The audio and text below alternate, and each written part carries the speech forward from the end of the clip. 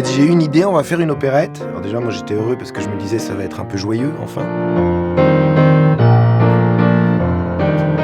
Et puis, sa deuxième idée, c'était, elle va s'appeler Jolie Jolie.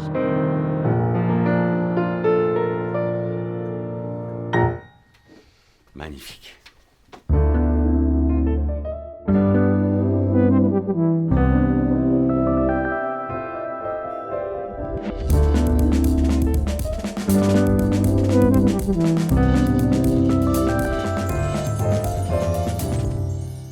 C'est lui qui a déclenché l'envie de raconter ça. C'était aussi lié au fait que on a un ami commun qui est Christophe Honoré. Disons que en partant d'une opérette, je savais qu'on n'était pas sur le terrain de Christophe. On était sur quelque chose de beaucoup plus joyeux. L'opérette est quand même l'ancêtre de la comédie musicale. Et c'est vrai que pour plein de raisons, moi j'ai beaucoup écrit ces dernières années de choses vraiment un peu difficiles, un peu lourdes, un peu politiques, un peu violentes, et que je pense qu'on avait envie de s'amuser tout simplement, quoi. J'ai dormi 3 heures à peine. J'ai la tête au fond du seau. Des cruches, je suis la reine. Pourquoi se lever si tôt ? Ça m'amuse toujours d'écrire des chansons dans une direction. Enfin, c'est-à-dire que moi qui suis également chanteur et qui sors des albums un peu plus personnels, quand je me retrouve face à mon piano et qu'il faut que je raconte des choses, bah, je me rends compte que quand même je suis un garçon assez superficiel et que j'ai pas tant d'idées que ça. Par contre, non, mais dans le cadre d'une contrainte que celle de l'opérette ou d'une comédie musicale, ça me donnait une direction. La première chanson qu'il a écrite, c'est Les Éboueurs. Roulons les poubelles, réveillons les gens qui dorment. Tout d'un coup, on se retrouve avec cette chanson avec des onomatopées qui tiennent lieu de refrain. Boum, bidi, bim, boum, bam, bam, boum.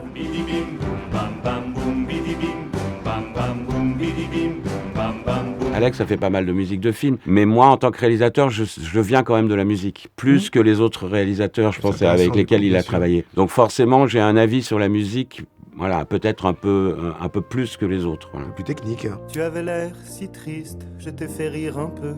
Le Père Noël existe, peut-être même le bon Dieu. Je pense que c'est vraiment un des meilleurs mélodistes qui est actuellement en France. Et c'est un parolier inouï, mais inouï. Enfin, il a un talent d'écriture de paroles de chansons qui, à mon sens, est quasiment inégalé en France, quoi. Quand il est arrivé avec le cœur net un matin, j'étais sidéré, quoi, vraiment.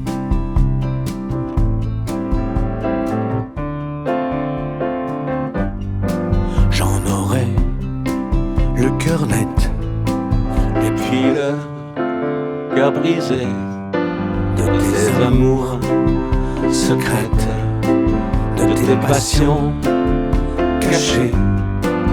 Et bientôt, ce cœur lourd deviendra cœur de pierre, l'envoyer sans retour, couler dans la rivière.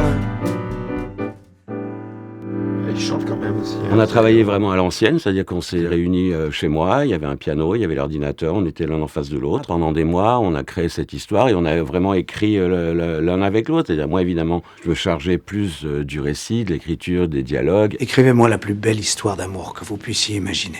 Alex plus des chansons. Et je me charge d'en faire un film. Mais on faisait du ping-pong aussi, il donnait des idées sur le texte. Moi, je me permettais d'amener une ou deux chansons de temps en temps. Et au final, au bout de quelques mois, on s'est retrouvé avec soit une opérette si on le faisait au théâtre, soit une comédie musicale si on le faisait au cinéma, et qui s'appelait Jolie Jolie. Quand je l'ai vu si seul à l'autre bout de rien, j'ai pensé qu'il me veuille un peu, ce serait bien. Il y a évidemment des mélodies qui ont surgi en face de moi, d'autres le soir, et il me les a écoutées le lendemain matin. Et c'est cette idée de s'épater l'un l'autre aussi. Et effectivement, du coup, comme on savait qu'on tenait quelque chose, ben, c'était extrêmement enthousiasmant pour le reste de l'écriture, quoi. Cinecittà, l'Italie, la pizza, Cinecittà, les jolies ragazza, Cinecittà, le Valpolicella. là. On s'est rendu compte très vite qu'avec ce film, on pouvait installer une vraie complicité avec le spectateur. Donc on a truffé le film, en fait, de clins d'œil. Voilà, on peut appeler ça des hommages, des clins d'œil. Il y en a vraiment, vraiment partout. Nous sommes deux sœurs jumelles. Et leur chauffeur nous connaissait par cœur. Dancing in the rain. J'ai vraiment respecté les conditions d'écriture de l'opérette, c'est-à-dire d'époque, en 4 actes, avec un retournement de situation, un quiproquo, un cliffhanger, comme on dit maintenant, à la fin de chaque acte. et une fin heureuse où tout le monde se... Voilà. C'est d'autant plus facile dans le cadre d'une comédie musicale ou d'une opérette plus classique. Quand les chansons interviennent, elles sont réellement des numéros. On n'a pas cette question qui se pose de comment est-ce qu'on va faire rentrer très très discrètement la chanson. On le voit d'ailleurs, il le fait sur le plateau. Quand les chansons arrivent, bim, changement d'ambiance lumière, la musique qui intervient et les chansons deviennent des numéros. Tant de fois perdre la tête, mettre sa main à couper et finir en alouette plumée. On était attentif à un truc, c'est que les chansons, elles ont deux rôles. La première chose, c'est qu'elles soient pas pléonastiques, qu'elles viennent pas commenter une action qu'on vient de voir, mais qu'elles participent à l'action et qu'elles racontent des choses qu'on n'a pas encore entrevues. Toute personne exerçant une activité indépendante, libérale ou salariée sera soumise à retenue sur ses recettes. Article 1, livre 1er, chapitre 7. Puis le deuxième truc pour les chansons, c'est que c'est forcément le territoire du lyrisme, donc des sentiments. Donc elles viennent remplacer une espèce de voix off ou des dialogues qui seraient un peu pathétiques à écrire sur le papier, mais qui racontent des histoires d'amour, quoi, des chansons d'amour tout simplement. Je ne sais pas, jeune homme, qui tu aimes, qui tu es, mais il émane en somme de toi une beauté. Il y a 18 chansons. Ouais, c'est beaucoup, hein. Et puis si c'est, je l'espère, si c'est un minimum réussi, j'espère qu'on attend les chansons, qu'on se dit, ah chouette, encore une. C'est le film avec le plus de chansons que j'ai fait. Oui, mais il est ambitieux. Enfin voilà, c'est une opérette qui dure une certaine longueur, avec plein d'histoires. Il faut arriver au bout de toutes ces histoires. Donc il y a une ambition d'écriture, ouais. J'en aurais bien sûr le cœur assez raison. À un moment, on arrive en fin de deuxième acte, c'est-à-dire on est vraiment au cœur du film. Tout est très embrouillé. Voilà, je demande à Alex cette chose qui est impossible à faire. C'est voilà, là, il faudrait une histoire où on prend le sentiment de ce personnage, de José dans le film, et évidemment, il faut qu'on ait sur le même plateau le sentiment de tous les autres personnages. Donc forcément, c'est quelque chose de choral, et c'est là où il est brillantissime, quoi. Bien sûr le cœur a ses raisons. Bien sûr la raison j'ignore. Devant le filmmaker, Nous aimons tous les garçons.